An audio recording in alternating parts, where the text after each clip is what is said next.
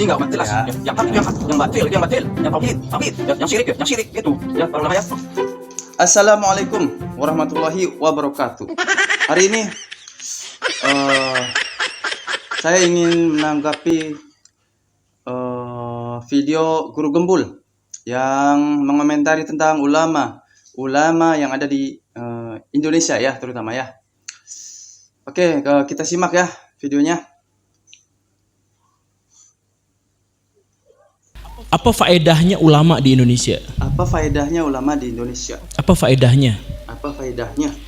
Kalau katanya faedahnya adalah bahwa mereka akan menyelamatkan akhlak orang di Indonesia, orang di Indonesia sampai sekarang justru akhlaknya buruk. Akhlaknya buruk tahu dari mana? Tahu dari setiap ada truk yang tiguling di tengah jalan, muatannya dijarah. Mau itu minyak, mau itu lele dumbo, mau itu semen, itu kalau jatuh kecelakaan di jalan itu pasti langsung dijarah sama warga.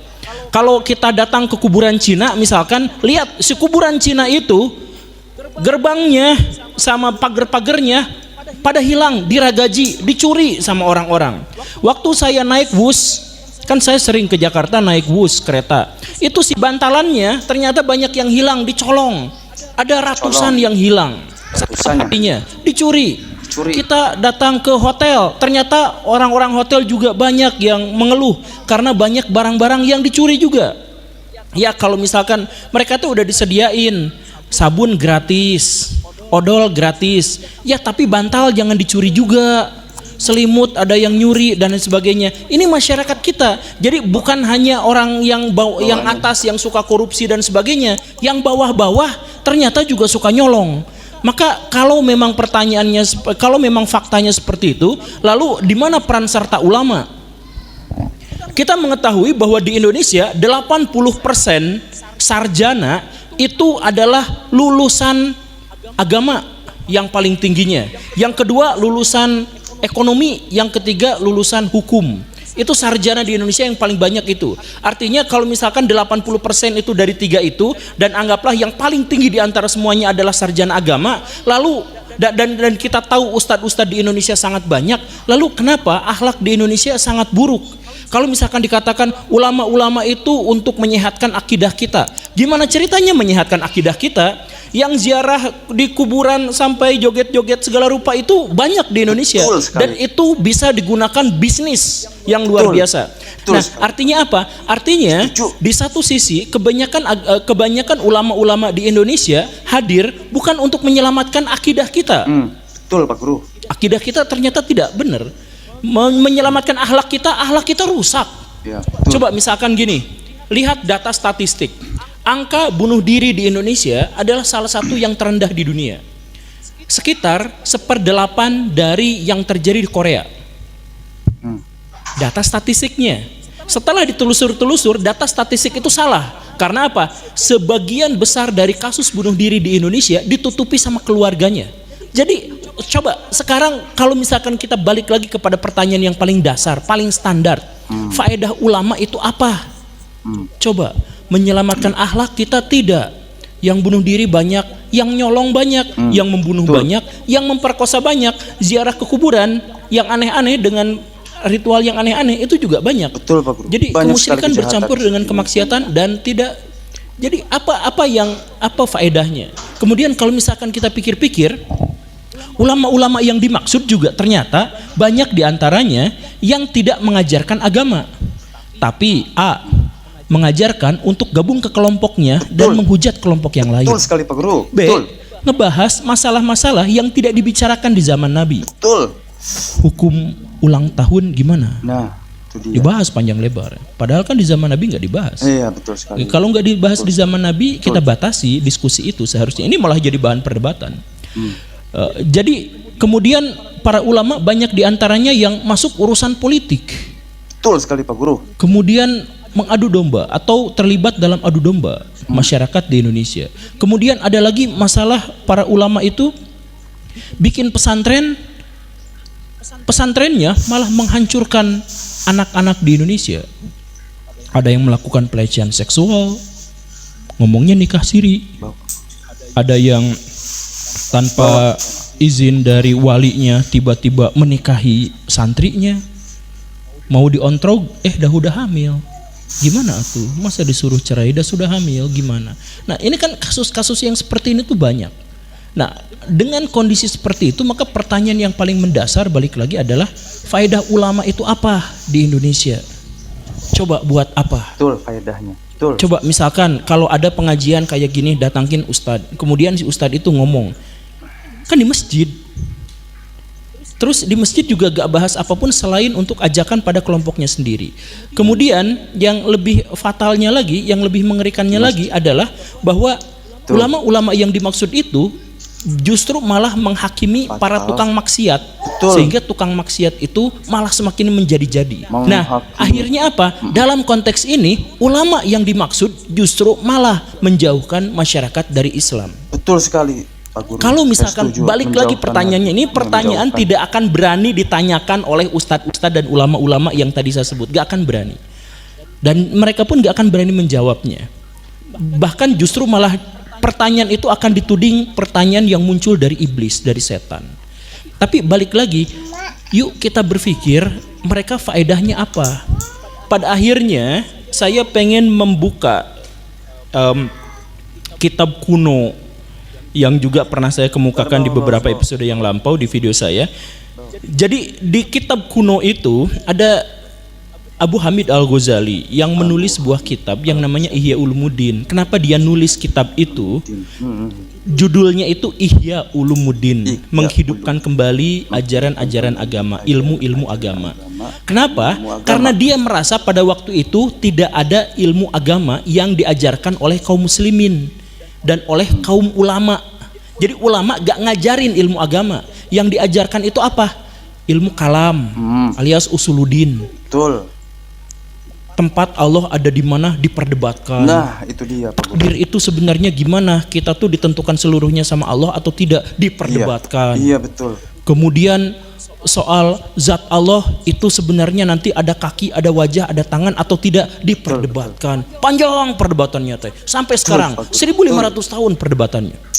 Padahal tidak ada satupun di antara mereka yang mampu membuktikan mana yang benar dan mana yang salah. Karena nggak pernah ada yang bisa melihatnya. Tapi itu jadi bahan perdebatan terus-terusan seperti itu. Nah, kata Al-Ghazali itu ilmu yang berkembang. Itu ilmu agama bukan? Bukan, itu mah ilmu filsafat. Kan bertanya dan menjawab terkait dengan masalah-masalah fundamental itu adalah filsafat. Enggak. Kok itu disebut sebagai usuluddin? Orang-orang sana kan menyebutnya filsafat akidah. Itu kan udah jelas itu filsafat akidah. Akidah dilihat dalam pikiran orang-orang filsafat. Kan gitu. Terus belajar apa lagi? Belajar fikih. Apa itu belajar fikih? Ini hukumnya apa? Ini hukumnya apa? Padahal tidak pernah ada para sahabat yang bertanya, ya Rasul ini hukumnya apa?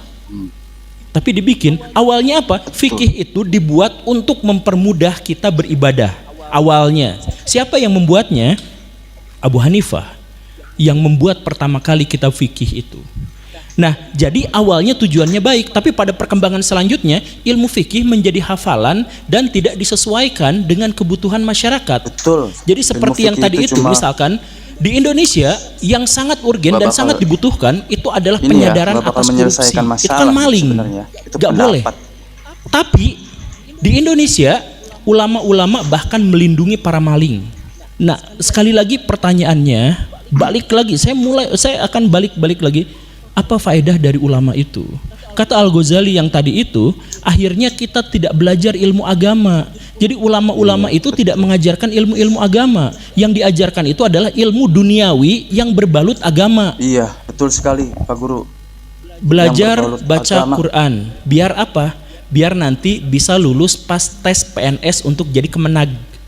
Ada yang kayak gitu. Iya, betul sekali. Itu jadi ilmu baca Quran itu ilmu akhirat, tapi jadi ilmu duniawi. Karena tujuannya adalah untuk jadi pejabat kemenag.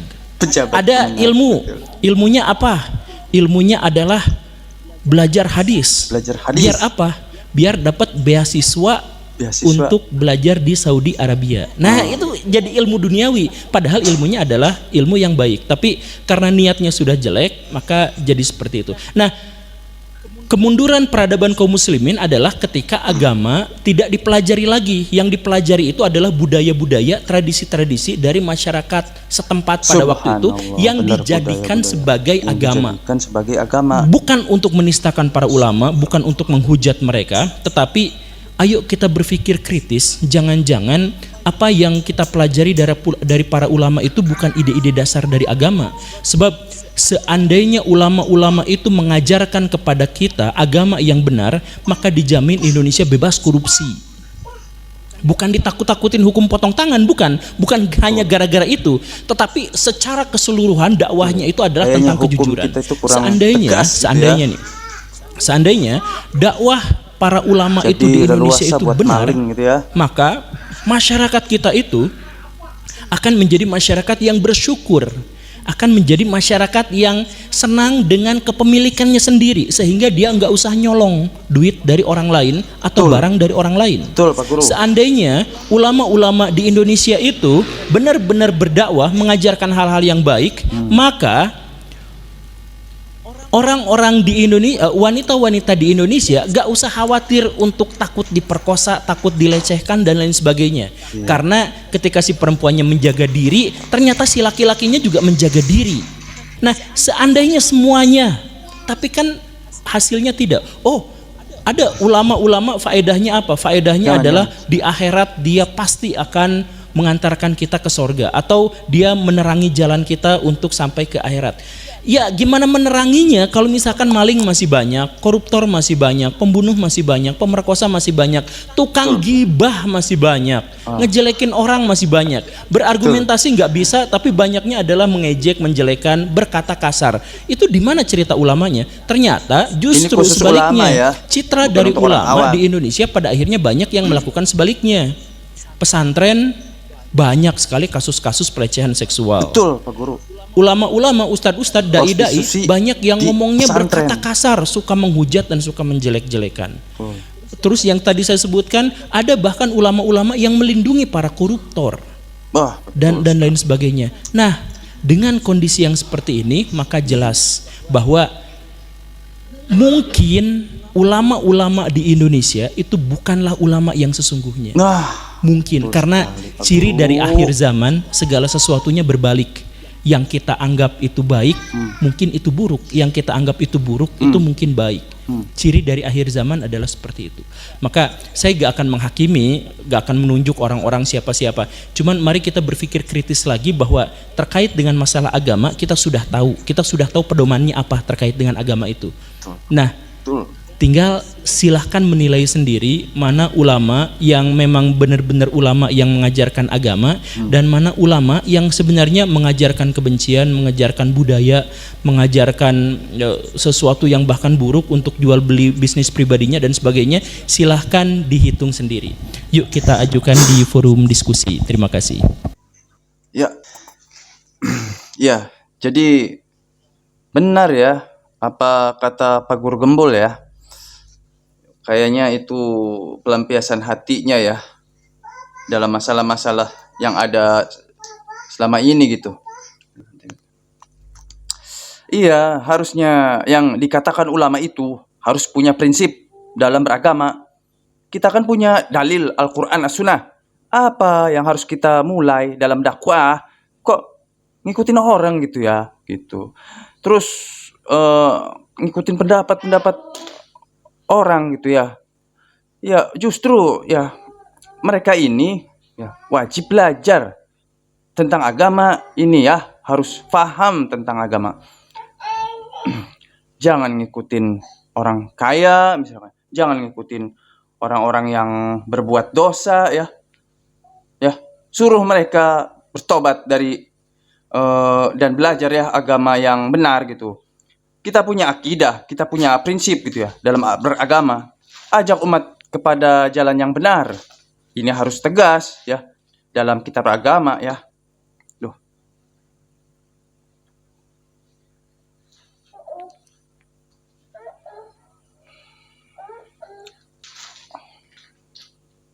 Bentar.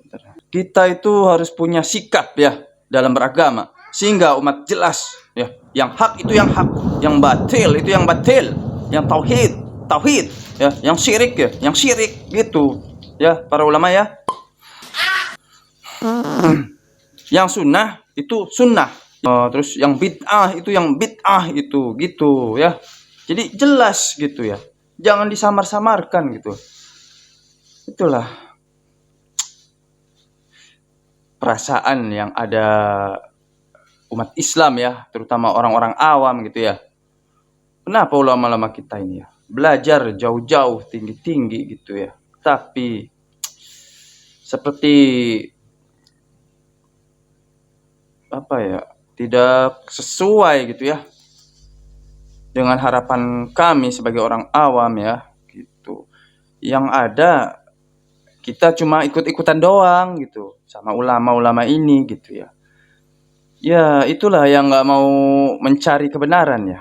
Ya kalau saya, ya saya lebih senang gitu mencari sesuatu apakah ini benar ajaran dari Al-Quran dan Sunnah ya gitu ya, dari ajaran Islam gitu ya. Begitu aja ya. Oke, terima kasih. Siapkan. Assalamualaikum warahmatullahi wabarakatuh.